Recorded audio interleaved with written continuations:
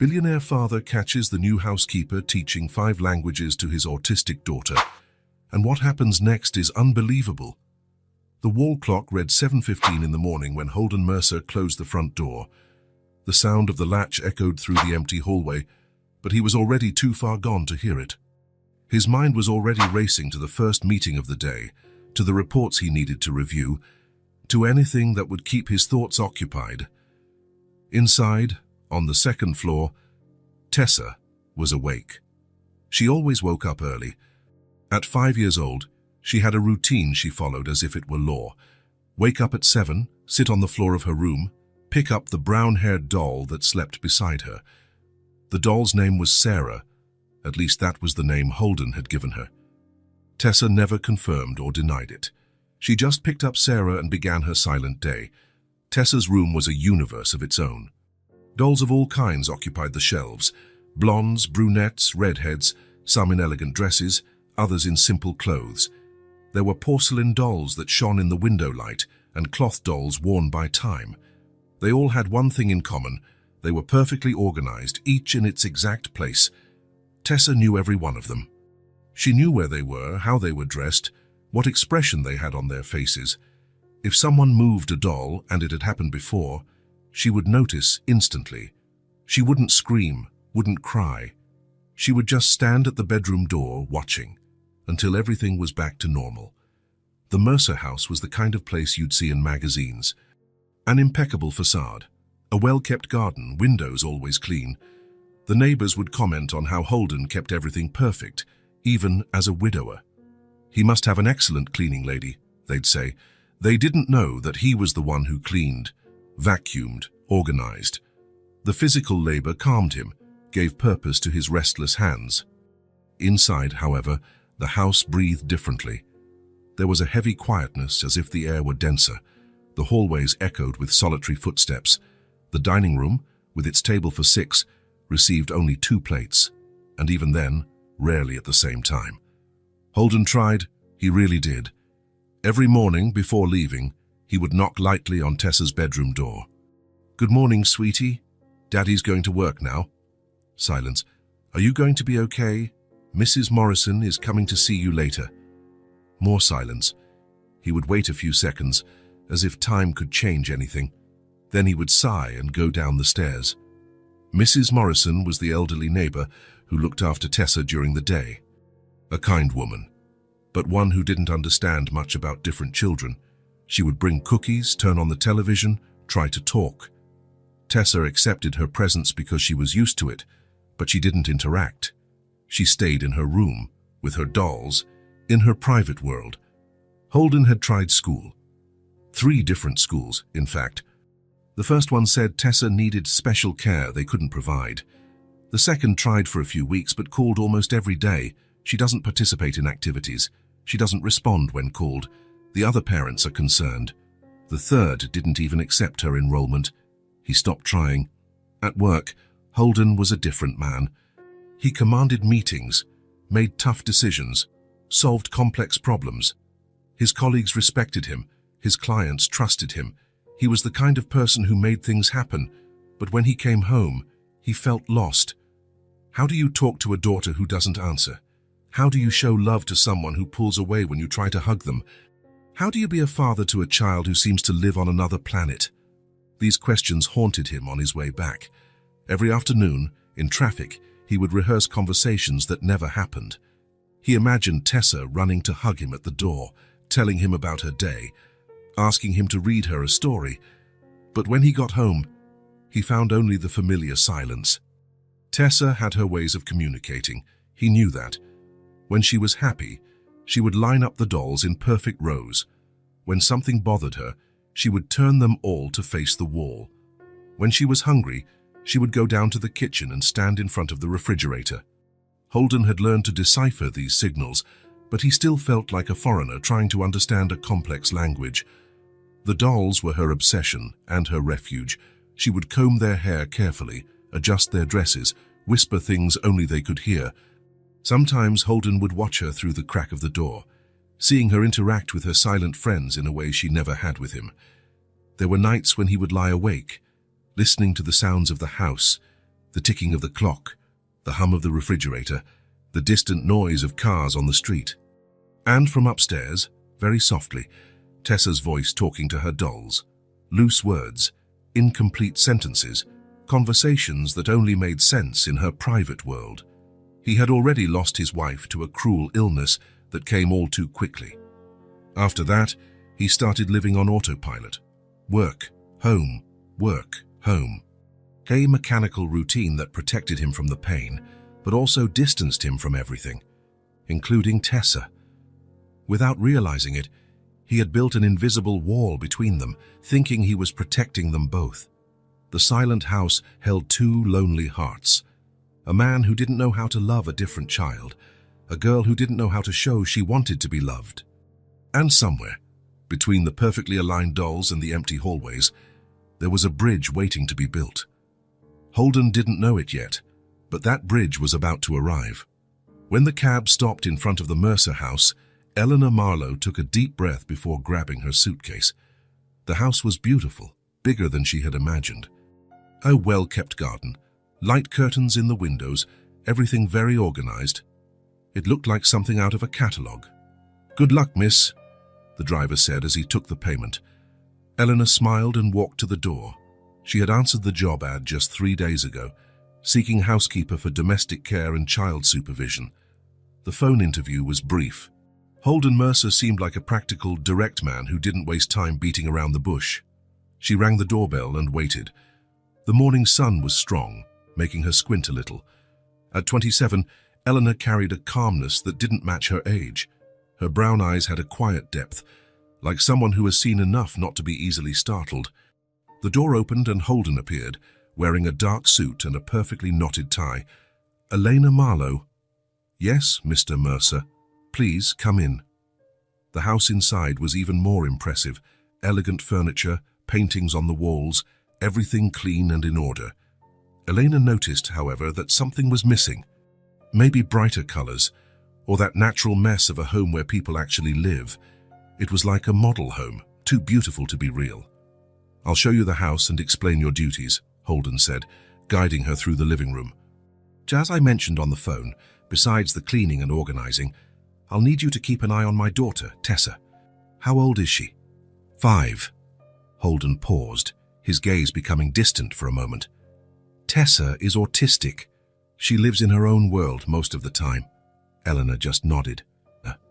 She showed no surprise, nor that uncomfortable curiosity that usually appeared when the topic came up. "She speaks very little. Almost not at all, actually," he continued. "She doesn't go to school and spends most of her time in her room. Mrs. Morrison, our neighbor, has been looking after her while I work, but she's getting too old for it." Holden showed her the kitchen, the laundry room, the dining room. He explained the schedules, where the cleaning supplies were, how he liked things to be organized. He spoke like someone giving instructions in a business meeting. "Your room will be this one," he said, opening the door to a room on the ground floor. It was simple but comfortable. A single bed, a closet, a small desk by the window. "The bathroom is down the hall to the right." Elena placed her suitcase on the bed. "May I meet Tessa now?" The question seemed to catch Holden by surprise. See, people usually left that for last, like saving the hardest part for the end. "Of course," he replied, hesitant. "She's in her room. Second floor, first door on the left. But don't expect much. She doesn't usually react well to new people." Elena went up the stairs calmly. Holden followed her, keeping his distance as if he didn't want to interfere. When they reached the hallway, he pointed to the half-open door. "I'll let you go in alone. Tessa feels more comfortable when there aren't too many people in her room." Eleanor nodded and approached slowly. She knocked softly on the door. "Tessa, may I come in?" There was no answer. Elena pushed the door gently and entered. The room was a world of its own. The walls were a soft blue, and there were dolls everywhere. Dozens of them, perhaps over 100, arranged on shelves, chairs, small tables. Each seemed to have its specific place in an order that only made sense to the one who created it. In the center of the room, sitting on the rug, was Tessa, a small girl, with brown hair and delicate features that resembled her father's. She wore a simple blue dress and white socks. In her hands, a dark-haired doll that she was carefully arranging. Eleanor didn't move. She stood at the door, observing. She didn't speak, didn't try to get closer.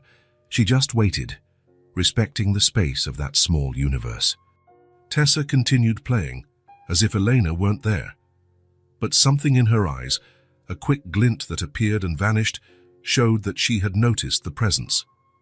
"Hello, Tessa," Elena said finally, her voice low and calm.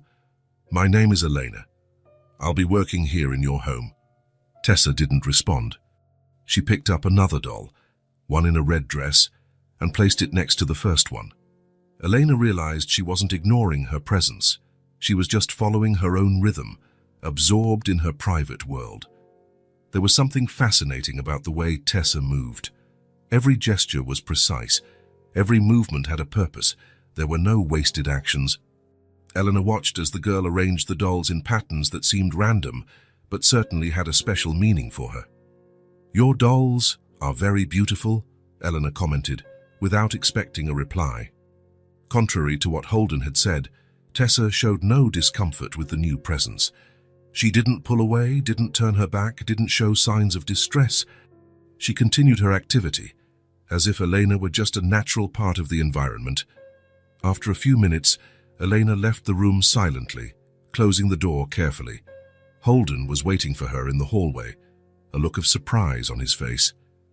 "She didn't get agitated," he said, more as a statement than a question. "No," Elena replied. "She seems very focused on what she's doing." "That's unusual. She usually gets upset when someone new enters her room." Elena just smiled. Maybe she was having a good day. They went down the stairs together. Holden checked his watch. "I need to go to the office. Mrs. Morrison will be here in an hour to stay with Tessa, as usual. Starting tomorrow, you'll take over completely." "Does she always stay in her room?" Elena asked. "Almost always," Holden replied, picking up his briefcase. "Sometimes she comes down for something to eat, but she goes right back. It's the place where she feels safe." When Holden left, Eleanor was alone in the living room. She looked around at the beautiful, empty house, thinking of the silent girl upstairs. There was something in this place, a quiet sadness, an absence that went beyond the physical space. She began to work, cleaning, organizing, getting to know every corner of the house. From time to time, she would stop and look up at the ceiling, imagining Tessa in her world of dolls. She wouldn't try to force a connection. That would come naturally with time. Elena knew that some flowers only open when they feel it's safe. The Mercer house needed more than cleaning. It needed life. And maybe, Elena thought, that was exactly why she was here. A week had passed since Elena's arrival. The Mercer house already showed small changes. The vases had fresh flowers. The windows were left open longer, letting in the morning breeze. Holden had noticed the difference but hadn't said anything. He just nodded in approval when he saw the new arrangement on the dining table. Elena adapted quickly to the routine. She woke up early, prepared breakfast, organized the house. Holden left for work at 7:30. Always formal, always on time. Tessa would come down around 8, eat some cereal or toast, and then go back to her room, to her dolls, to her world. In the first few days, Elena respected the girl's space. She didn't try to force conversations, didn't insist on playing. She was just present, attentive, available. When she entered the room to bring a snack or make the bed, she would talk to Tessa normally, without expecting answers. "It's a beautiful day outside. The roses in the garden are blooming." Or, "I put some apple juice and cookies on your little table. You can have them whenever you want." Tessa didn't respond verbally, but Elena noticed that little by little, the girl was watching her more. It wasn't a direct gaze. It came from the corner of her eye, like sunbeams peeking through clouds, brief, shy, but present. On Thursday of that week, while tidying Tessa's room, Elena decided to try something different. The girl was sitting in the middle of the rug, as always, playing with 3 dolls she had positioned in a semicircle. She seemed to be having a silent conversation with them, moving her lips slightly from time to time. Elena approached carefully, kneeling at a respectful distance. She picked up one of the pillows that had fallen from the bed and, as she placed it back, said casually, "Hola, Tessa." The word floated in the air like a colorful soap bubble. Elena didn't look directly at the girl. She continued arranging the pillows, giving her time and space. After almost a minute of silence, the surprise came. "What's that?" Tessa's voice was soft, a little hoarse, as if not used often. Elena turned slowly, not showing any shock, although her heart had quickened at the unexpected response. "It's hi in Spanish," she replied naturally, a way to say hello in another language. Tessa looked at her dolls, then at Elena. Her eyes, a deep brown like her father's, held a cautious curiosity. "Do you know more of those words?" The question came so directly, so clearly, that Elena almost forgot she was talking to a child who, according to Holden, almost never communicated. "Yes," she answered with a calm smile. "I know many words in many different languages. Do you want to learn?" Tessa didn't answer immediately. She looked at the doll in her lap, a redhead with a green dress, as if consulting it. Then, without looking up, she gave a small, affirmative nod. It was a shy yes, almost imperceptible, but it was there. Elena sat on the rug, maintaining a comfortable distance. She didn't want to invade Tessa's space or make her feel pressured. "In English, we say hello," Elena began, with clear, slow pronunciation. "In French, it's bonjour. In Italian, ciao." Tessa listened attentively, her eyes never leaving her doll. After a moment, she repeated softly, "Hola, hello, bonjour, ciao." Her pronunciation was surprisingly accurate, as if each word were a small gem she examined carefully before putting away. "Very good," Elena said with calm enthusiasm. "And there's also a way to say hello without using your voice." Tessa finally looked at her, curious. Elena raised her open hand near her face and waved slightly. "In ASL, American Sign Language, we can say hello like this. It's how people who can't hear or speak talk." The girl watched the movement intently, as if memorizing every detail. Then, still holding her doll with one arm, she raised her other hand and imitated Elena's gesture, almost perfectly. It was in that moment that Elena had an idea. "Tessa, would you like your dolls to learn to speak in different languages too?" For the first time that morning, a true spark appeared in the girl's eyes. It wasn't a smile. Her face remained serious, focused. But there was a new light there, a flicker of genuine interest. Tessa looked at the dolls arranged around her and then at Elena. "Sarah, can they learn?" "Of course they can," Elena replied. "We can teach each one a different language. How about that?" Tessa thought for a moment, and then, to Elena's surprise, held out the redhead doll toward her. "This is Lily. She can speak English." It was the first time Tessa had mentioned the name of one of her dolls, the first time she had shared a piece of her inner world. "Nice to meet you, Lily," Elena said, pretending to greet the doll. Then, in English, she added, "Hello, Lily. How are you today?" Tessa pulled the doll back and held it close to her ear, as if listening to it speak. After a moment, she said, "Lily is fine. She wants to know how to say thank you in English." "Thank you," Elena replied. In English, obrigada is thank you. "Thank you," Tessa repeated, and then brought the doll to her ear again. She nodded seriously, as if receiving instructions, and then pointed to another doll, one with black hair and a blue dress. "This is Sophie. She wants to speak French." Thus began the game that would change everything.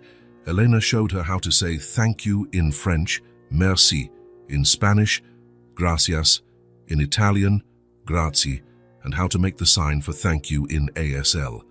Tessa absorbed every word, every gesture, with impressive concentration. She didn't smile, didn't show emotion openly, but there was a different vibration about her, as if a switch had been flipped. In the following days, the game continued and expanded. Elena brought a small notebook and wrote the words down so Tessa could see how they were spelled. Although the girl couldn't read completely yet, she paid attention to the shapes of the letters, the differences between the words in each language. "How do you say agua in Spanish?" Tessa asked one afternoon, while they were playing with a doll in a blue dress that had been designated as the Spanish doll. "Agua," Elena replied. "It's pronounced agua, with a very soft G-E. Agua, Tessa repeated, savoring the word. And in French? Ew, Elena said. It looks strange, doesn't it? It's spelled E-A-U, but pronounced O. Tessa frowned, intrigued by the disparity between spelling and pronunciation. This kind of linguistic curiosity seemed to fascinate her especially. Little by little, the vocabulary grew. Colors, animals, everyday objects. Elena realized that Tessa had an extraordinary memory. She only needed to hear a word once or twice to store it perfectly. One sunny morning, while Elena was tidying the room, Tessa surprised her. She had arranged 5 of her favorite dolls in a circle, and pointing to each one, said, "This is Lily, she speaks English. This is Sophie, she speaks French. This is Carmen, she speaks Spanish. This is Bella, she speaks Italian. And this is Nina, she speaks with her hands." Elena stopped what she was doing, touched by the girl's meticulous organization. It was the first time Tessa had taken the initiative to structure the game. "Very good, Tessa. Do you remember how each of them says, 'Good morning'?" Without hesitation, the girl went from one doll to the next. "Good morning, bonjour, buenos dias, buongiorno." When she got to Nina, the ASL doll, Tessa made the sign for good morning, touching her chin with her flat hand and then moving it forward and away, with a precision that surprised Elena. "Perfect," Elena exclaimed, genuinely impressed. Tessa didn't smile. Smiles were still rare, but her eyes had a different glint. There was pride there, the satisfaction of mastering something, of being capable. One afternoon, while Elena was folding some clothes on the dresser, Tessa asked something that caught her off guard. "Why do you know so many languages?" It was the first personal question the girl had asked. Elena sat on the edge of the bed, thinking about the best way to answer.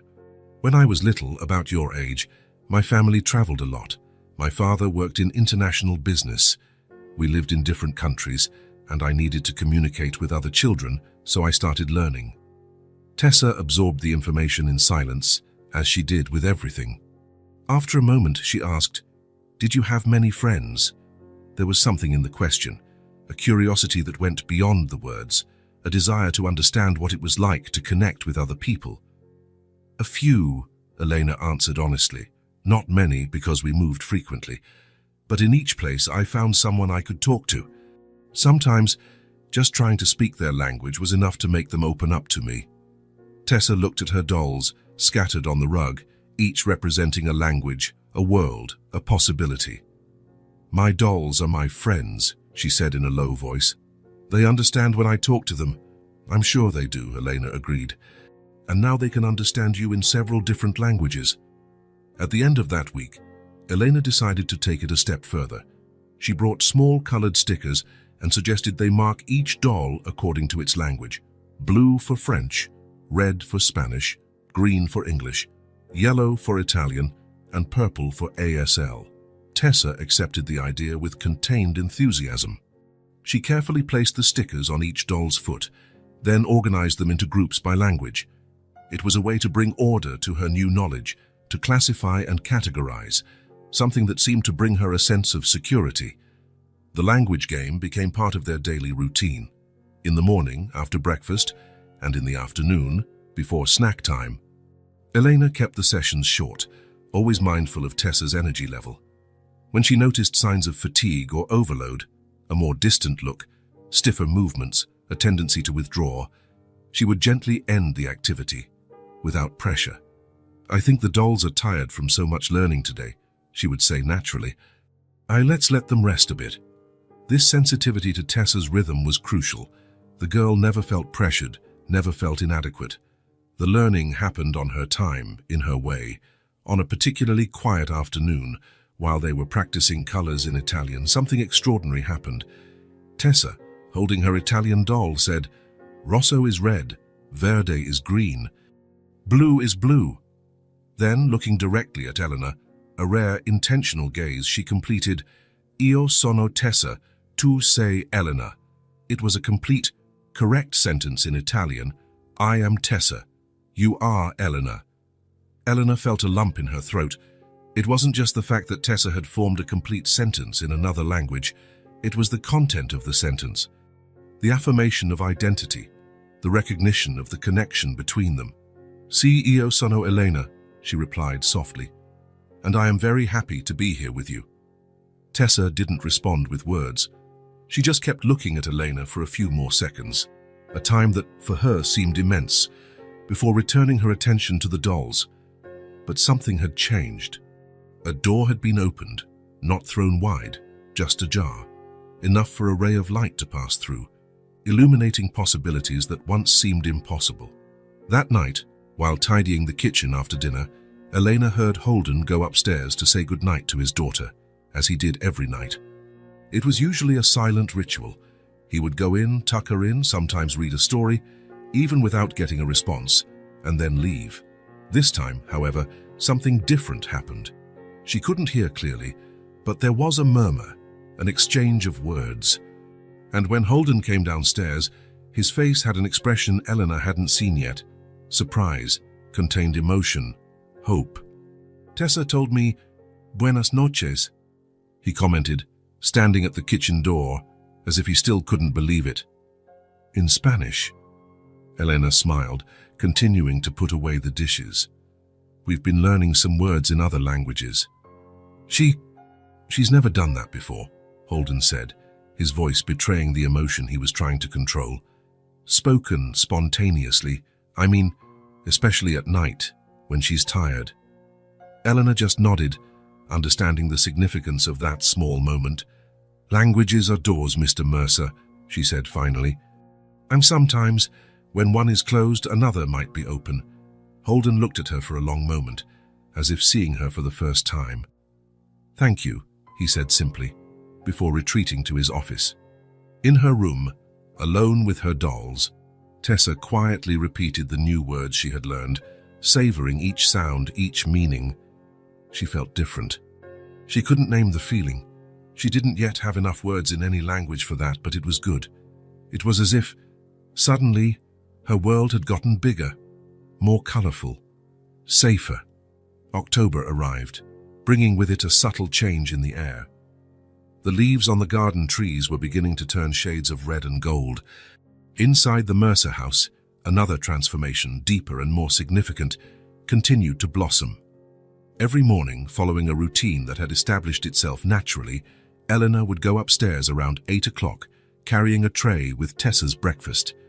The girl who used to wait quietly in her room was now often sitting at the top of the stairs, hugging one of her dolls, usually Lily, the English doll, or Nina, the ASL doll.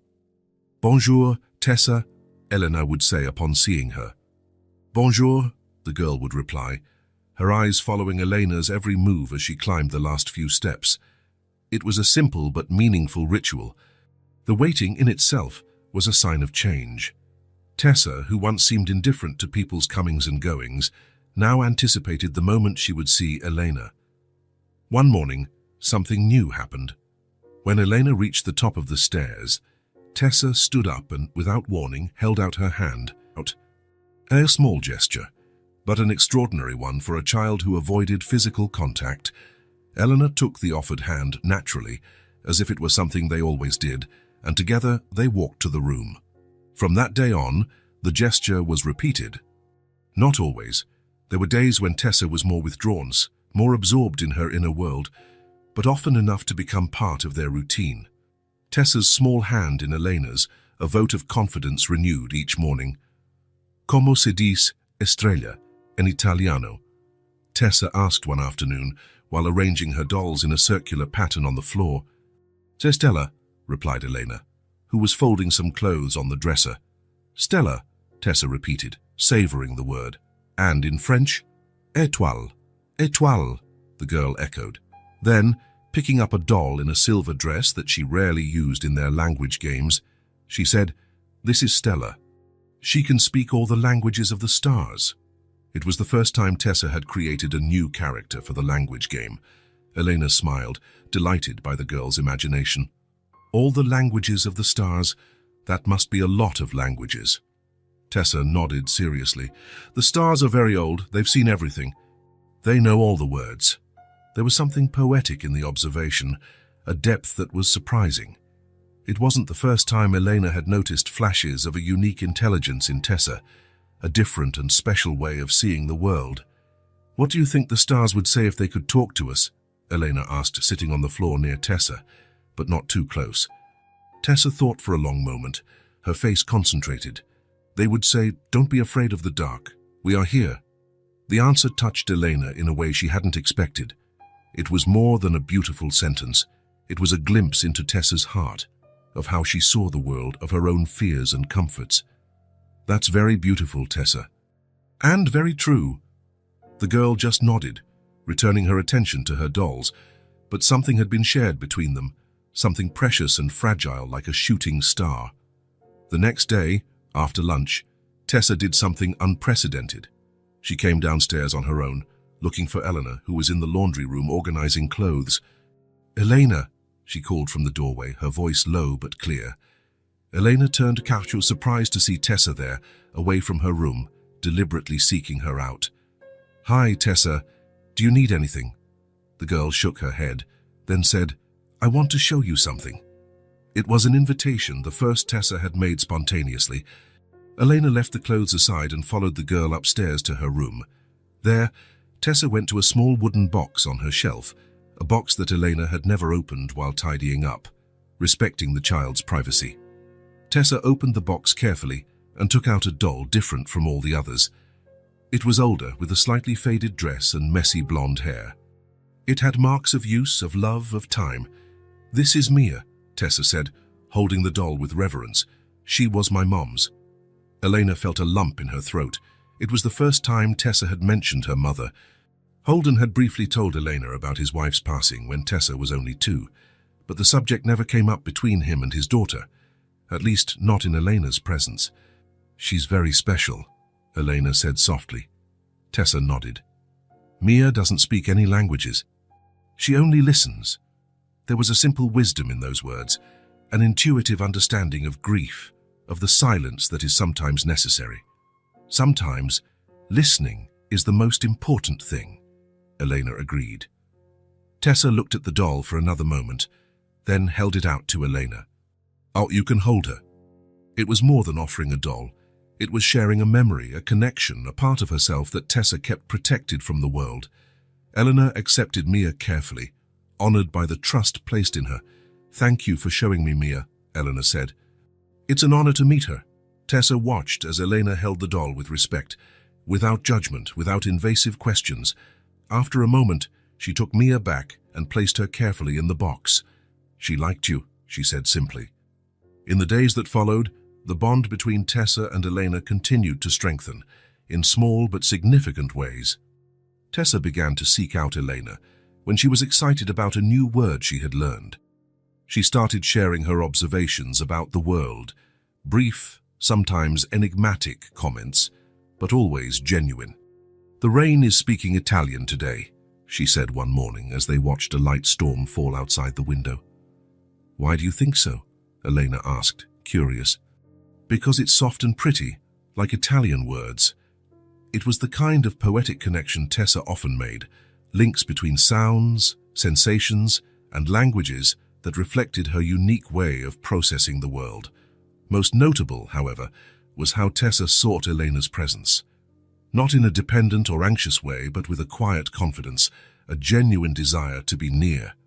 When Elena sat in the living room to read during her free time, Tessa would sometimes come down with a book or a doll and sit silently at the other end of the sofa. They didn't necessarily talk. They simply existed in the same space, comfortable with each other's presence. It was a kind of intimacy Tessa had never shown with anyone but Holden, and even with her father, the connection seemed different. With Elena, there was a spontaneous quality, an active choice to seek proximity, not out of need or obligation, but out of genuine desire. One afternoon, while Eleanor was organizing some books on the living room shelf, Tessa surprised her with a question, "Are you going to leave someday?" The question, asked in a low but clear voice, made Eleanor stop what she was doing and turn to the girl who was sitting on the floor with her dolls. "Why are you asking that, Tessa?" The girl shrugged, a rare gesture for her. "How do people leave?" There was a sad wisdom in that simple observation, the early understanding of a child who had already experienced loss. Elena sat on the floor, near Tessa, but not too close. "I really like being here with you," she answered honestly. "I have no plans to leave." Tessa processed the information in silence, her face serious. After a moment, she stood up, walked over to Elena and, in a gesture she had never made before, lightly rested her head on her shoulder. It was just for an instant, brief, fleeting, precious, before she returned to her dolls. But it was enough. In that small gesture was everything: trust, affection, connection. A real bond, built not on need or convenience, but on mutual acceptance and respect. That night, while tidying the kitchen after dinner, Elena reflected on the transformation she had witnessed in Tessa over these months. It wasn't a dramatic or complete change. Tessa was still an autistic child, with her peculiarities and challenges. There were still difficult days, moments of withdrawal, occasions when the world seemed too much for her, but there was also a new openness, a willingness to explore, to connect. With Elena, Tessa had found not just a language teacher, but someone who saw her, truly saw her, without expectations or judgments. Someone who understood that her silence was not absence, but a different form of presence. And in that safe space, Tessa was, little by little, finding her own voice. The 3 o'clock meeting was cancelled without notice. Holden looked at the empty slot in his schedule and hesitated. Normally, he would fill that time with other tasks, other reports, other calls. The office was his refuge, the place where he knew exactly what to do and how to act. At home, things were different, less controllable, more complicated, but something pushed him that afternoon. Maybe Eleanor's small comments about Tessa's progress, maybe the memory of his daughter saying buenas noches a few weeks ago, maybe just an intuition that he was missing something important. "I'm leaving early today, Diane," he told his assistant. "Move anything urgent to tomorrow." The drive home had never seemed so short. The traffic, by some miracle, was flowing smoothly. The sky was clear with a few sparse clouds, and the autumn sun created golden patterns on the car's dashboard. Holden parked in front of the house at 3:40. It was strange to see his house at that time of day, different. The shadows fell at angles he wasn't used to seeing, revealing details that usually went unnoticed. The small bird's nest in the corner of the eaves, the varied colors of the garden flowers, the texture of the wooden door. He entered quietly, without announcing his arrival. The house was quiet, but not with that heavy silence he used to find. There was something different in the air, an energy, a presence that went beyond the physical. From the stairs came a soft sound, voices, one deeper, adult, the other high-pitched, childish, both speaking in French. Holden went up the steps slowly, following the voices to Tessa's room. The door was ajar, and he stood there, watching without being seen. What he witnessed left him breathless. In the middle of the room, sitting on the rug, were Eleanor and Tessa. Between them, 5 dolls formed a perfect circle. Each doll had a small colored sticker on its foot, and Tessa was pointing to them one by one, saying something in different languages. "Bonjour, je m'appelle Sophie," she said, holding the doll in the blue dress. Her pronunciation was clear, precise. "Très bien," Elena replied with an encouraging smile. "And how does Sophie ask, 'How are you?'" "Comment ça va?" Tessa answered without hesitation. "Perfect. And now, what would Carmen say?" Tessa picked up another doll, one with a red dress. "Hola, me llamo Carmen. ¿Cómo estás?" Elena clapped softly. "Excellent. And Bella?" "Ciao, mi chiamo Bella. Come stai?" The sequence continued. Tessa moved on to the doll in the green dress, speaking in English, and then to the last one, making precise gestures with her hands. ASL, Holden realized, stunned. But it wasn't just the command of languages that impressed him. It was Tessa, his daughter, who rarely spoke, who avoided eye contact, who always seemed distant, was fully present in that moment. Her eyes shone with concentration, and could it be pleasure? There was a lightness in her movements, a fluidity he had never seen before, and then it happened. Tessa laughed. It was a brief, almost contained sound, but undeniably a laugh. Eleanor had made some comment about one of the dolls having a funny accent, and Tessa responded with that small, crystalline laugh that Holden hadn't heard in years. The sound hit Holden like a wave, making him lean against the doorframe. An intense, almost painful emotion rose from his chest to his throat. That's when Elena saw him. "Mr. Mercer," she said, surprised. "Sash, we didn't hear you come in." Tessa turned quickly, her body instantly more tense, her face returning to its usual neutral expression. But there was something different even so, a remnant of that light Holden had glimpsed seconds before. "Daddy," she said simply. "Hi, sweetie," Holden replied, his voice a bit hoarse. "Sorry to interrupt. My meeting was cancelled." Eleanor started to get up. We were just practicing languages," Holden completed, entering the room slowly. "I saw it was impressive." Eleanor smiled, relaxing a little. "Tessa has an incredible gift for languages, an extraordinary memory and perfect pronunciation." Holden looked at his daughter, who had returned her attention to the dolls, arranging them in a precise line. "I didn't know that," he said, more to himself than to Elena. There was a moment of silence, only the soft sound of the dolls being arranged by Tessa filling the room. "Kasham, well, I'll leave you to it," Elena said finally. "I have a few things to finish in the kitchen." When she left, Holden sat on the floor, near Tessa, but keeping a respectful distance. He watched his daughter arrange the dolls, each in its exact place. "Do you like learning different languages?" he asked, trying to keep his voice casual. Tessa didn't answer immediately. When she finished lining up the last doll, she said, without looking at him, "Yes, each language has a different sound, like different songs." It was the longest sentence Holden had heard from her in a long time. And it wasn't just the number of words, but the quality, the clear articulation, the complete thought, the surprising metaphor. That's very interesting, Tessa," he said, genuinely amazed. "Which is your favorite language?" Tessa thought for a moment. "Italian for happy days, French for rainy days, ASL for when I don't want to make noise." Holden felt something tighten in his chest. How had he never noticed this depth in his daughter, this sensitivity, this understanding of the world? "Yes, and for talking to Daddy?" he asked, trying to keep his voice steady. Tessa finally looked at him, briefly. "All of them, a little bit of each." The rest of the afternoon passed quietly.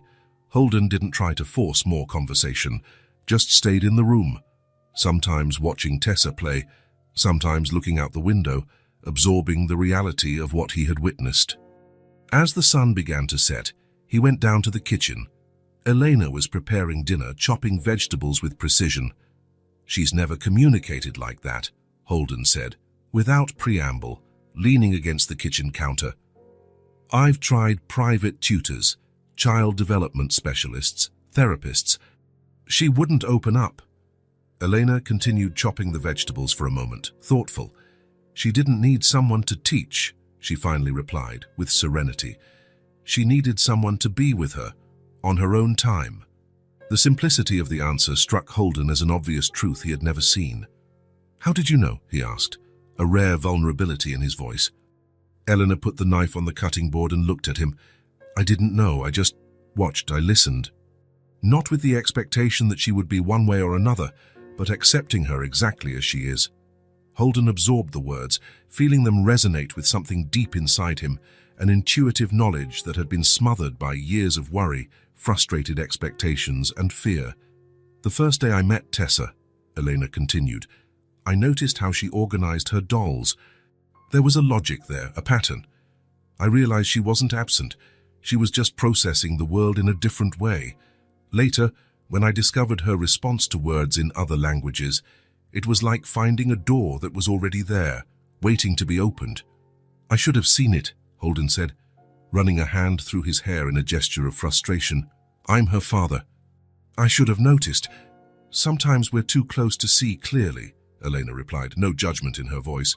"And you were dealing with your own pain, too."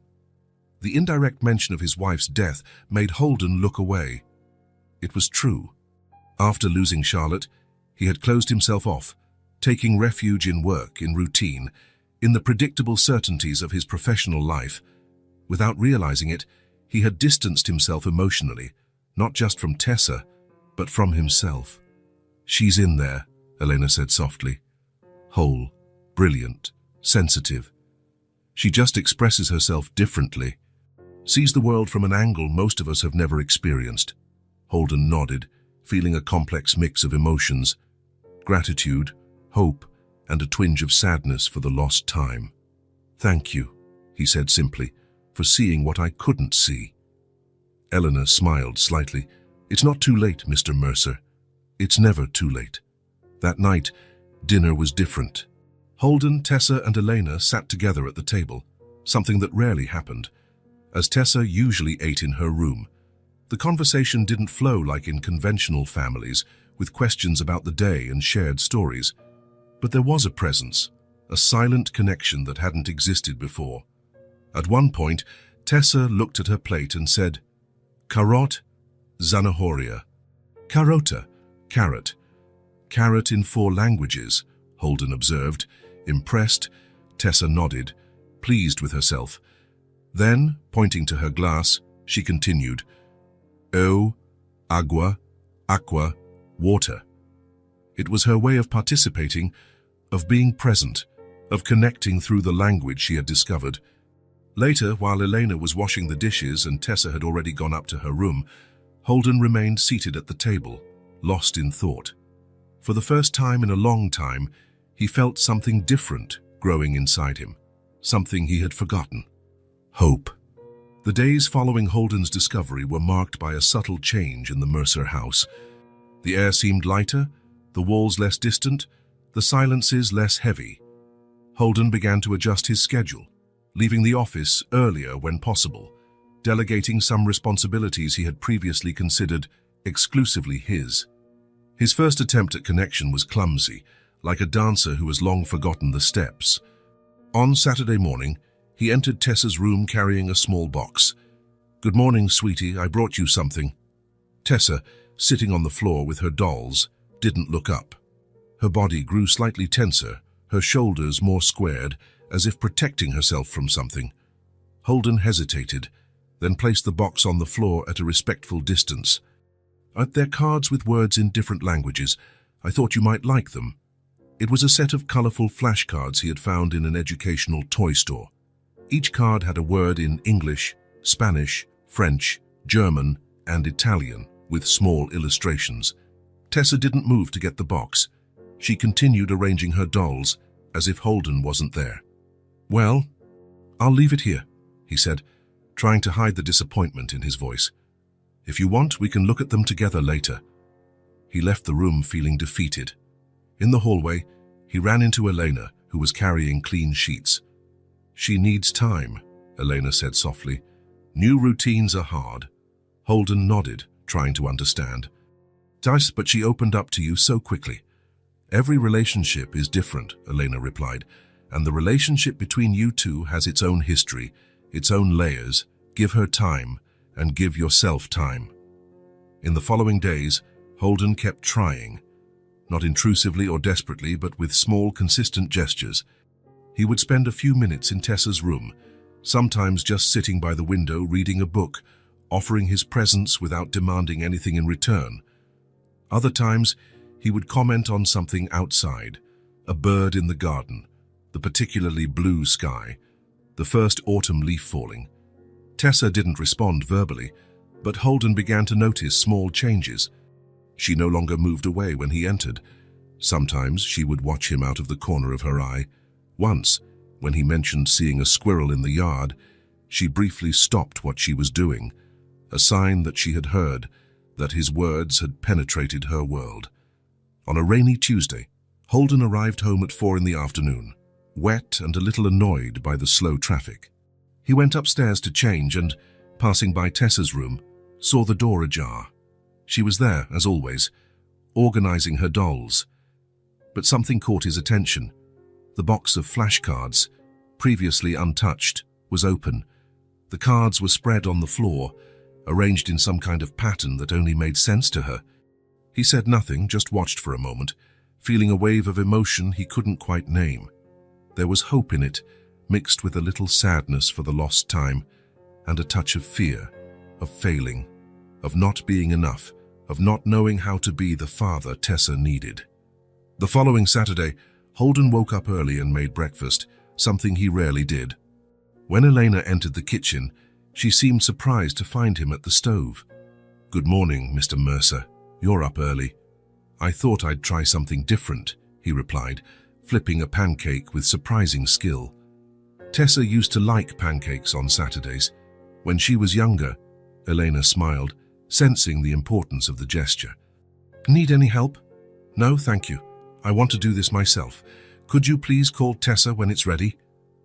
20 minutes later, the table was set. Golden pancakes, maple syrup, freshly cut fruit, orange juice.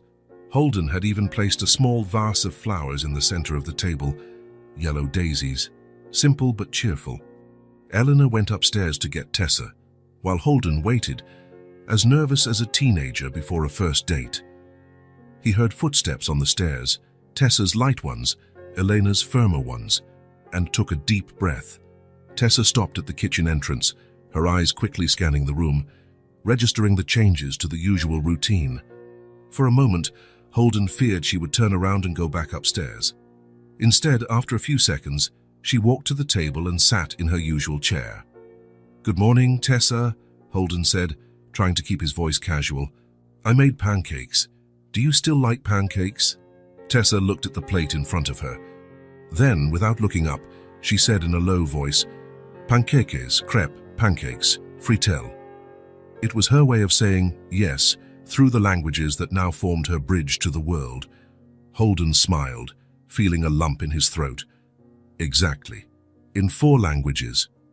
Breakfast passed in relative silence, but it was a different kind of silence. Not heavy or uncomfortable, just quiet. Eleanor occasionally joined the conversation, serving as a sort of natural facilitator between father and daughter. When Tessa needed something, like more syrup, she didn't ask directly, but Eleanor noticed and suggested, "Tessa, can you ask your dad?" In Italian, maybe? After a moment of hesitation, Tessa looked briefly at Holden and said, "Sciroppo, per favore." "Prego," Holden replied, passing the syrup with a smile, grateful for the small interaction. After breakfast, while Eleanor washed the dishes, Holden asked Tessa if she would like to show him the language cards. To his surprise, she nodded and went upstairs, with him following at a respectful distance. In the room, Tessa pointed to the cards arranged on the floor. Holden realized they weren't random. They were grouped by categories: animals, colors, household objects, foods. "You organized them," he observed, impressed. "That's a very clever system." Tessa didn't reply, but sat on the floor near the cards. After a moment of hesitation, Holden did the same, maintaining a distance he knew was comfortable for her. "Which is your favorite category?" he asked. Tessa reached out and touched the animal cards. "You like animals?" A small affirmative nod. "So which one is your favorite?" Tessa thought for a moment, then picked up the card with the image of a butterfly. "Butterfly?" Holden read. "Mariposa, papillon, Schmetterling, farfalla." "Farfalla," Tessa repeated, her voice almost a whisper. "In Italian, it sounds like flapping wings." The observation surprised Holden. It was poetic, sensitive, revealing a perception of the world he had never imagined his daughter possessed. "You're right," he said, genuinely impressed. "Farfalla. It really does sound like flapping wings." They stayed there, looking at the cards, with Holden occasionally asking about one word or another, and Tessa answering briefly, usually with a single word or short phrase. It wasn't a fluid or conventional conversation, but it was a connection, small, fragile, but real. The days turned into weeks. October moved on, with its cold mornings and golden afternoons. Holden maintained his new routine, coming home earlier whenever possible, participating in moments with Tessa, observing and learning. One afternoon, he found Elena and Tessa in the room, practicing languages with the dolls, just as he had seen on that first revealing day. He stood at the door, not wanting to interrupt, just watching the interaction between them. And how would Nina say, "I'm happy" in ASL? Elena asked, referring to the doll that represented sign language. Tessa made a gesture with her hands, brushing them upwards against her chest in a circular motion, the sign for happy or joy. "Perfect," Elena praised. "You learn so fast." It was then that Tessa noticed Holden at the door. There was a moment of hesitation, a brief freezing in her posture. Then, to his surprise, she picked up one of the dolls, the one in the green dress, which he knew represented English, and held it out to him. "This is Lily," Tessa said. "She speaks English. Do you want to hold her?" The gesture was simple, but its meaning was immense. It was an invitation, an opening, a hand extended across the chasm that had formed between them over the years. It was Tessa saying, in her own way, "You can come into my world." Holden felt his eyes sting. He entered the room slowly and accepted the doll carefully, as if he were receiving something precious and fragile, which in fact he was. "Hello, Lily," he said, sitting on the rug with them. "It's a pleasure to meet you."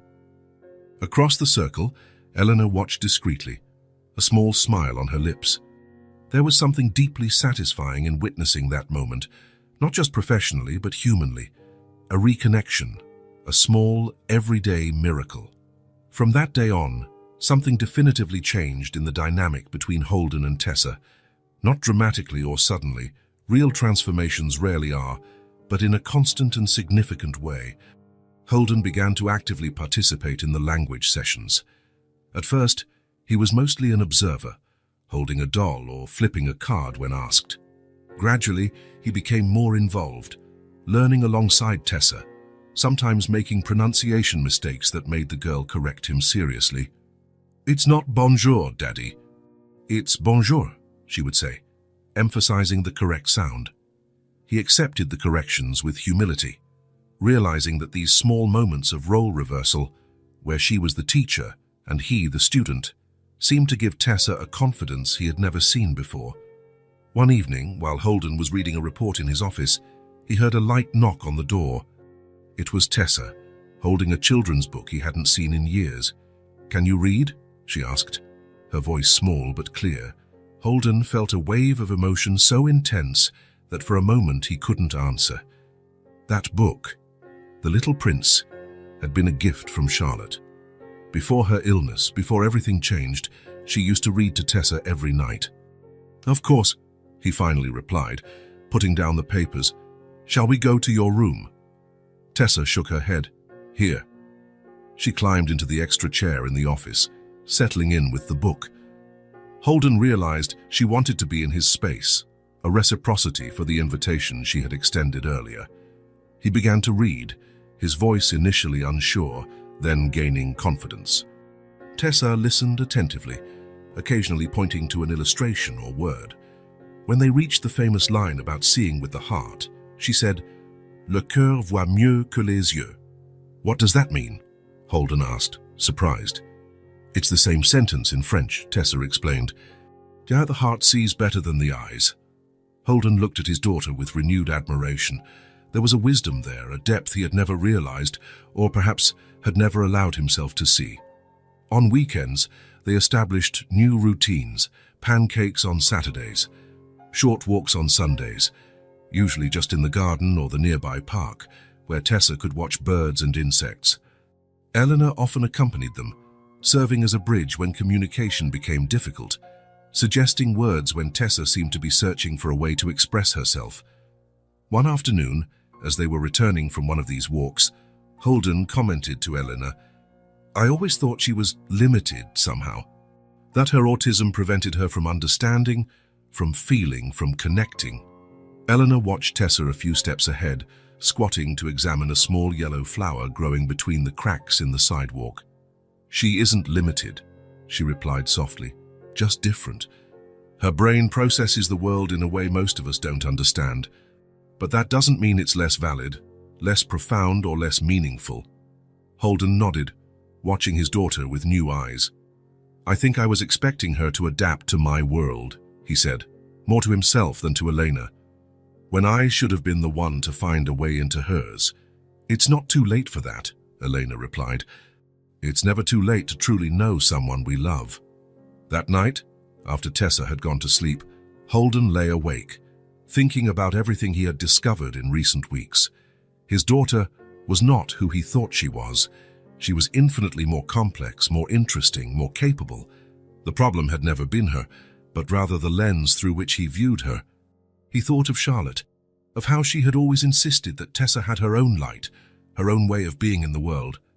"She just dances to the beat of a song we can't hear," she used to say. At the time, he had interpreted this as a poetic way of accepting his daughter's limitations. Now he realized it was actually a profound wisdom about Tessa's unique nature. For the first time in years, he allowed himself to feel completely the pain of Charlotte's loss, the guilt for having emotionally distanced himself from Tessa, the fear of failing as a father, but also the renewed hope, the gratitude for a second chance, the admiration for the extraordinary daughter he was finally getting to know for real. The next day, as he passed Tessa's room before leaving for work, he paused a moment longer than usual. "Have a good day, sweetie." To his surprise, Tessa looked up at him and replied, "Bonne journée, papa." A wish for a good day in French, followed by the word papa, not the formal daddy she occasionally used, but the affectionate papa, laden with an intimacy he hadn't heard in years. It was with this word resonating in his heart that Holden left to face the day, knowing that whatever professional challenge lay ahead, nothing would be as important as what he was building at home, a reconnection, a bridge, a way back to his daughter's heart. As winter approached, the days grew shorter and the nights longer. The Mercer house, once so silent, now seemed to breathe with a new life. Laughter was rare, but it existed. Conversations were still brief, but meaningful. And there was music, not just what occasionally played on the kitchen radio, but the more subtle melody of the three inhabitants of that house learning to harmonize their lives. Tessa continued to blossom. Her vocabulary in various languages grew daily, and with it, her confidence. There were still difficult moments, days when sounds seemed too loud, colors too intense, the world too complex. Days when she would retreat to her room, seeking the familiar comfort of her dolls and routines. But even in those moments, there was a difference. She was now able to communicate when she needed space, when things became too much. Troppo, she would say in Italian, too much. And both Holden and Elena would respect it, backing off, giving her the time she needed to process, to rebalance. On a particularly cold Friday night, after Tessa had gone to sleep, Holden found Elena in the living room. She was sitting by the window, a book open in her lap, watching the first snowflakes of the season fall gently outside. "A glass of wine," he offered, holding 2 glasses. Eleanor seemed momentarily surprised by the invitation, but smiled and nodded. "Thank you." Holden sat in the opposite armchair, handing her one of the glasses. For a moment, they just enjoyed the comfortable silence that had settled between them, no longer the tense silence of the first few months, but something quieter, more familiar. "Tessa asked me today how to say snow cloud in Japanese," Holden commented with a small smile. Eleanor raised her eyebrows. "Japanese? That's new. What did you say?" "That I had no idea," Holden laughed. "And that maybe you would know." "Yuki no Kumo," Elena replied after a moment's thought. "Though my Japanese is quite rusty." Holden watched her with curiosity. "How many languages do you speak anyway?" Elena took a small sip of wine before answering. Fluently. 6. "Spanish, English, French, Italian, Portuguese, and German. I have a basic knowledge of Japanese, Russian, and Arabic, and a little ASL, of course." "Impressive," Holden said, genuinely amazed. "I've always struggled with languages. I took 3 years of French in high school and can barely ask for directions." Eleanor smiled. "It's a matter of practice. And necessity. How did you learn so many?" The question hung in the air for a moment. Elena looked at the snow outside, as if searching for the words in the white shapes dancing against the dark sky. "I had a privileged upbringing," she said finally. "My family had resources." There was something in her tone, a studied lightness that didn't match the weight of the words, that piqued Holden's curiosity. "Had?" Elena nodded, still looking out the window. "We lost everything when I was 15. My father made some bad investments, trusted the wrong people. In 6 months, we went from a 6-bedroom mansion to a 1-bedroom apartment in a not-so-great neighborhood. Holden hadn't expected such a direct revelation. "I'm sorry." "Don't be," Elena replied, finally turning to him. There was no self-pity in her eyes, just a quiet clarity. "It was the best thing that could have happened to me." "How so?" Elena placed her glass on the side table, gathering her thoughts. "Before that, I was a spoiled, overprotected teenager, alienated from reality. I had private tutors for music, art, languages, things I took for granted that I didn't even realize were privileges." She paused, a small smile appearing on her lips at the memory. "When we lost everything, it was like a hurricane had passed through our lives. Suddenly, there was no driver to take me to school, no more designer clothes, no more international trips. My father fell into a depression. My mother, who had never worked, got a job as a secretary. That must have been hard," Holden commented, trying to imagine a young Elena facing such an upheaval. "It was," she admitted. "The first few months were terrible. I was angry, confused, resentful. I felt like my future, my identity, had been stolen from me." She looked at the snow again, now falling more heavily. "Then, one day, I was helping my mother unpack the few things we had brought to the new apartment. I found an old notebook where I used to write down phrases in different languages. I started flipping through it and realized something. Those words, that knowledge, no one could take that from me. The house was gone, the money was gone, even some friends had disappeared. But what I had learned, that remained." Holden nodded, understanding. He himself had found refuge in knowledge after losing Charlotte, though in a different way, more as an escape than as a strength.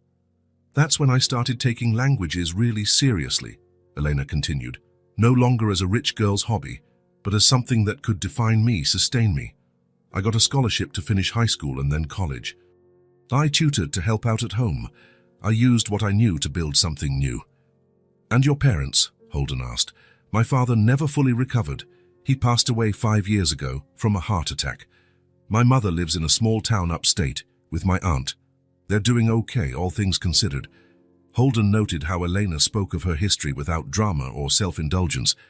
There was a quiet strength there, an acceptance that he admired. "I think I can understand why you and Tessa connected so easily," he said after a moment. "You truly value knowledge, not as status or a tool, but as something essential." Elena smiled, surprised by the insightful observation. "I'd never thought of it that way. But I think you're right. When you lose everything external, you start to value what's internal, what no one can take from you." They fell silent for a moment, watching the snow that now covered the garden with a white, untouched blanket. "How did you deal with it all?" Holden finally asked. "The loss, the change. It seems you came out of the experience stronger, not more bitter." Eleanor reflected for a moment before answering. "At first, it was hard not to feel bitter, not for the material loss itself, but for the feeling that the future I had imagined had been stolen. It took me a while to realize that future was never really mine. It was just a possibility, not a guarantee." She paused, choosing her words carefully. "What I had left was what no one could take away, what I knew, and who I chose to be." The simplicity and depth of the sentence struck Holden. There was a wisdom there that resonated with his own journey, the struggle to redefine himself after loss, to find meaning when the map of life is suddenly torn and redrawn. "Who you chose to be," he repeated, almost to himself. "Every day is a choice," Elena continued. "I can choose to see what I lost or what I gained. I can mourn the life I could have had, or embrace the one I have. In the end, what really matters isn't what happens to us, but how we respond to it." Holden thought of his own response to losing Charlotte, the withdrawal, the plunge into work, the emotional distance from Tessa. He had chosen the safety of absence, the control of distance. Only now was he beginning to find his way back. "You are a remarkable woman, Elena Marlowe," he said finally, raising his glass in a small toast. She smiled, a light blush coloring her cheeks. "Just someone who learned some hard lessons early in life." They continued talking as the snow fell outside, forming a silent blanket over the world. They talked about books, music, places they'd like to visit. Holden told her a little about his work, about the challenges of balancing professional responsibilities with his new determination to be more present for Tessa. It was the first time they had talked like this, not as employer and employee, but as two people sharing stories, discovering common ground, building a bridge of mutual understanding. When the living room clock struck 11, Elena stood up, collecting her empty glass. "It's getting late. We've got a busy day tomorrow." Holden nodded, also getting up. "Thank you for the conversation, and for sharing your story." "Thank you for listening," she replied with a sincere smile. As he went upstairs to check on Tessa before turning in, Holden reflected on what he had learned. Eleanor's story had touched him not only for the courage and resilience it showed, but for the parallel with his own situation. Both had faced profound losses, radical changes. The difference was in the response. What I had left was what no one could take away. What I knew, and who I chose to be. Elena's words echoed in his mind. Who had he chosen to be after losing Charlotte? What choices was he making now, every day, regarding Tessa, himself, the future? He stopped at his daughter's bedroom door, watching her sleep peacefully, surrounded by her dolls. There was so much to learn, so much to rediscover. And maybe, he thought, it was never too late to choose to be someone better, someone more present, someone braver. Outside, the snow continued to fall, covering the world with new and unexplored possibilities. The last days of December brought not only the snow piling up on the windowsills, but also a subtle and profound transformation within the Mercer house. Like a flower that, after a long winter, finally finds the warmth needed to open its petals, Tessa began to reveal herself in ways that surprised both Holden and Elena. On one particularly sunny morning, while they were having breakfast, Tessa was watching the birds flocking to the feeder Holden had installed in the garden. Suddenly, without warning, she said, "Los pájaros tienen hambre."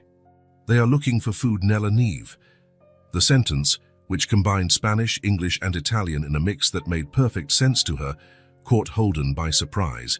He glanced at Elena, who smiled softly, showing no sign of alarm. "Yes, they are hungry," Holden replied, following the natural flow of the conversation. "Winter makes it hard for them to find food." "Voglio aiutare," Tessa said. "I want to help him," in Italian. Then, looking directly at her father, she added in English, "Can I feed them?" "Of course," Holden replied, adopting the language his daughter had chosen. "I will do it together after breakfast." A small smile appeared on Tessa's face, still rare, still contained, but genuine. There was something else there, something beyond the words. There was pleasure. Pleasure in the connection, in the communication, in the ability to express a desire and be understood. These small interactions began to become more frequent, small everyday miracles that brightened the days. Tessa still preferred silence much of the time, still needed her space and her routines. But now there were windows that opened, moments when she chose to connect, using multiple languages as bridges to the outside world. One afternoon, while Eleanor was helping her with a new puzzle, Tessa said suddenly, "J'aime quand tu souris." Eleanor, surprised by the statement, "I like it when you smile," in French, replied, "Et j'aime quand tu parles." Tessa thought for a moment, then said, "I like words. They have, how do you say, different shapes in your mouth." It was the longest and most complex sentence Elena had ever heard her say in English, not just for its structure, but for its content, a reflection on language itself, a metacognition that revealed the depth of Tessa's mind. "Texture," Elena suggested. "Words have different textures." "Yes, texture." Tessa tested the word, savoring it. "Italian is soft, French is round, Spanish is fast." She paused. "English is pointy." Elena laughed, delighted by the perfect description.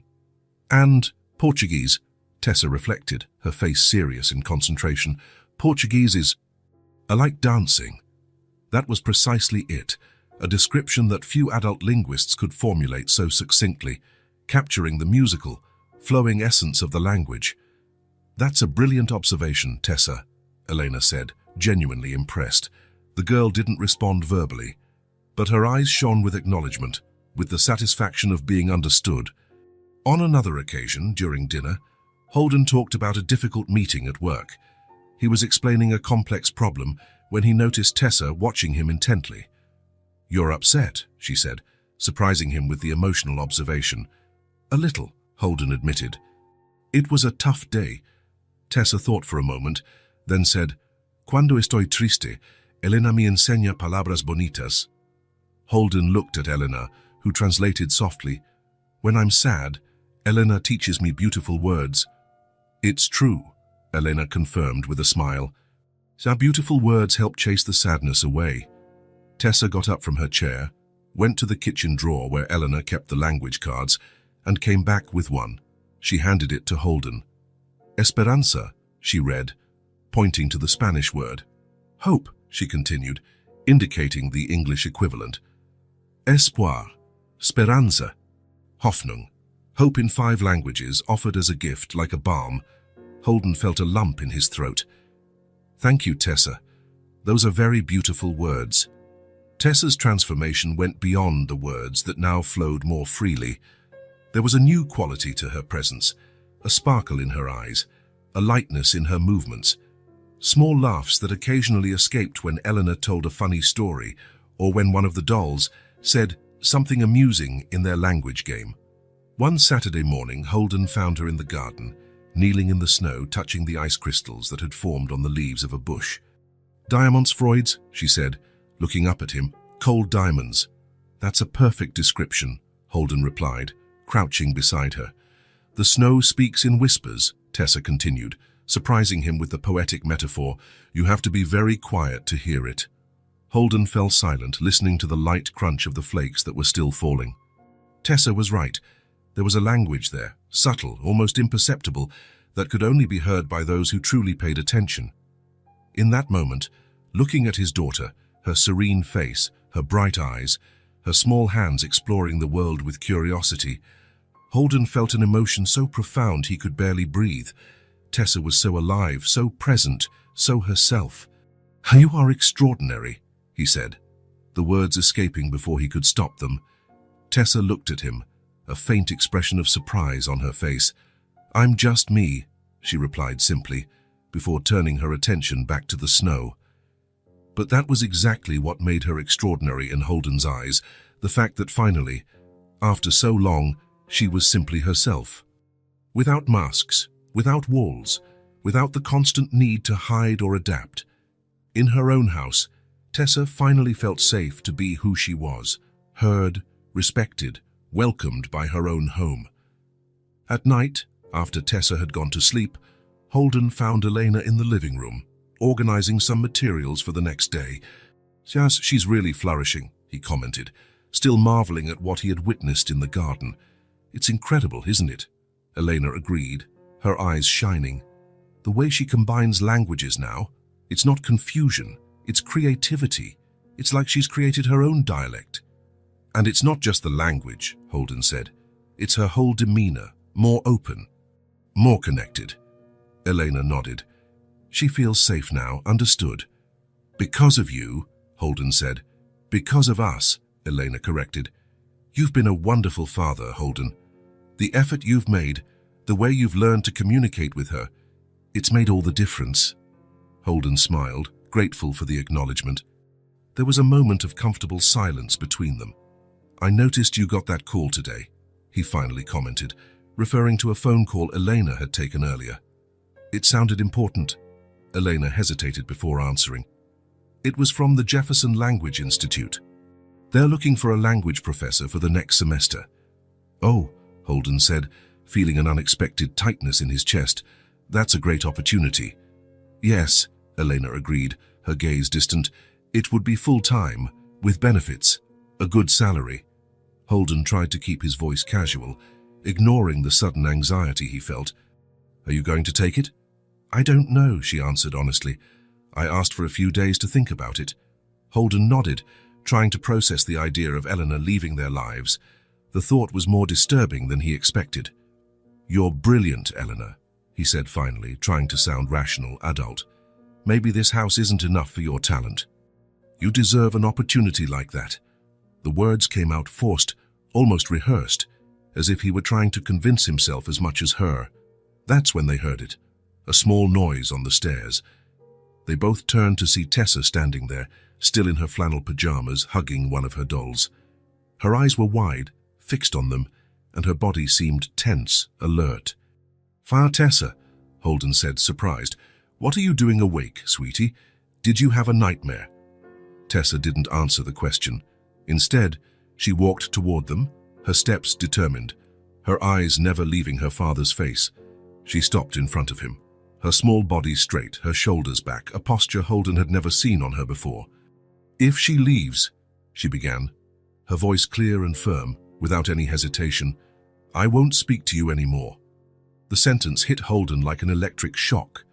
It wasn't just the content, a clear statement of intent, a line drawn in the sand, but the delivery, direct, emotional, resolute. There was no confusion of languages, no metaphors or analogies, just a raw truth, expressed with a firmness he had never imagined his shy, withdrawn daughter could demonstrate. Tessa, he began, unsure how to respond, but the girl wasn't finished. She looked at Elena, then back at her father. She understands me, she said, the words coming out with a palpable intensity. She listens to me, for real. Holden felt his eyes sting. The simplicity of the words carried an implicit accusation that hit him deeply.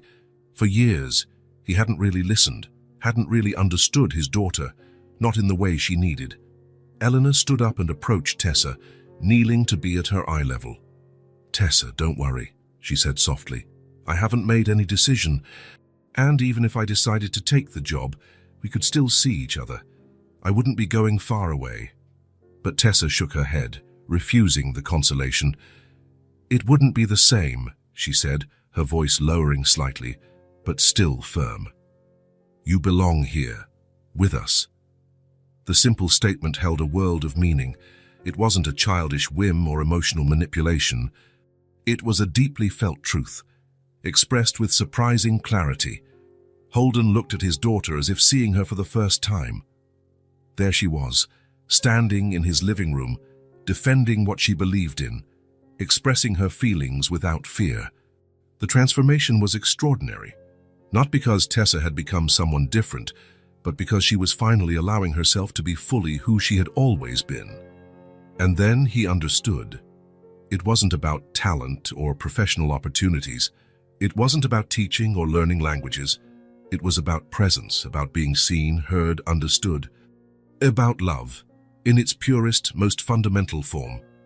You're right, Tessa, he said finally, his voice thick with emotion. Elena belongs here, with us. Tessa's eyes met his, a direct, intentional, rare contact, and he saw there not just determination, but also vulnerability, fear, the awareness of what was at stake. I'll talk to her, he promised. We'll find a solution, together. Tessa held his gaze for another moment, as if assessing the sincerity of his promise. Then, apparently satisfied, she nodded slightly. Je veux qu'elle reste, she said.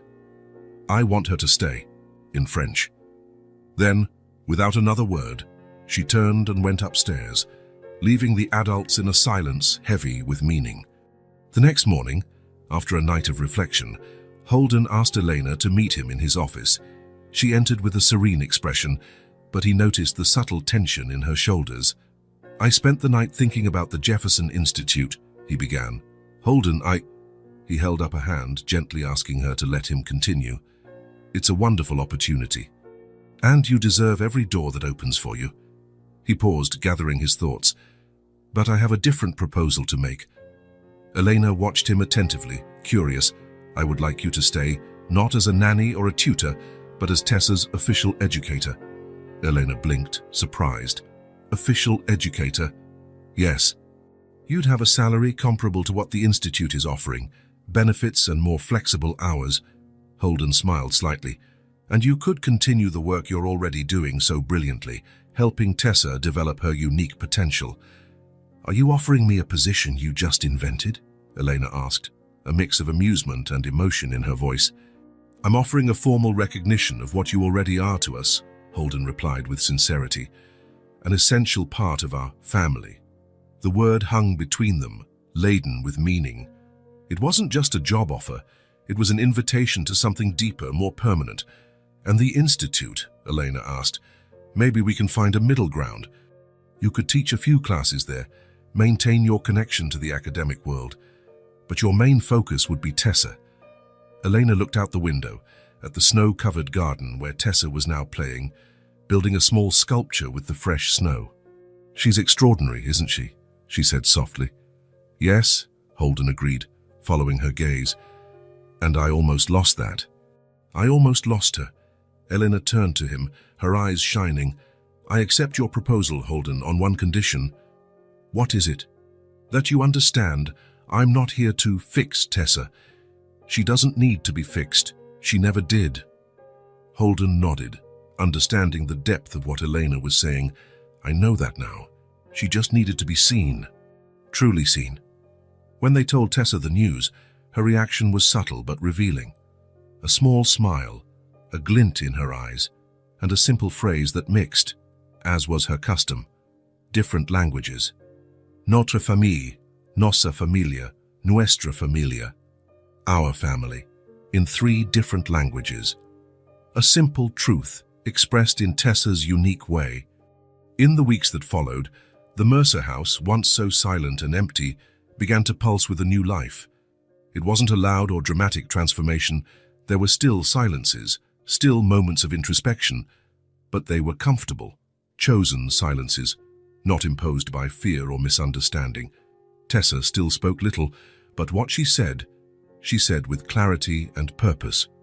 Each word now seemed like a conscious gift, no longer a painful effort or an obligation.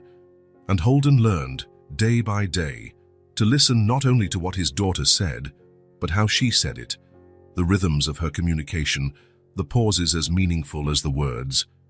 Elena set up an office in the spare room, where she planned lessons and occasionally received students from the institute for tutoring. Tessa often joined these sessions, absorbing new languages, new expressions, expanding her linguistic universe with an ease that impressed everyone. One January afternoon, as a light snow fell outside, Holden found Tessa and Elena in the living room, laughing together as they practiced some kind of game with the multilingual dolls. He paused at the door, not wanting to interrupt, just observing the scene. Tessa was different, not drastically, not in a way a stranger might notice, but profoundly, in ways that only someone who truly knew her could perceive. There was a subtle confidence in her movements, a fuller presence in her gaze. She was, finally, at home, not just in the physical sense, but in her own being. When Tessa noticed him standing at the door, she didn't withdraw as she would have months before. Instead, she looked up and said, with her characteristic mix of languages, "Viens jouer avec nous, papa, come play with us." A simple invitation, offered without hesitation, a bridge extended, a heart opened. Holden smiled and joined them on the floor, accepting the doll Tessa offered him, Nina, the one that represented sign language. It was perfect, he thought. They were all learning new ways of communication, new languages of the heart. That night, after Tessa fell asleep, Holden stood for a moment longer by her bed, observing her serene face. The dolls were arranged around her, like silent guardians of her dreams. He thought of Charlotte, of how she had always insisted that Tessa had her own light, her own way of being in the world. "She doesn't need to be like everyone else," she used to say. "She needs to be exactly who she is." Charlotte was right, as she almost always had been. Tessa didn't need to be fixed. She needed to be seen. And it was in Elena's gentle silence that she found her voice, and in Holden's finally open arms, she found the father she had always been waiting for. The Mercer house, so empty after Charlotte's departure, so silent during the years of grief and distance, was now breathing again. The walls, once cold, now held echoes of conversations in multiple languages, of unexpected laughter, of deep and true connections. Father and daughter were connected. Elena was staying. Everything was, finally, in its place.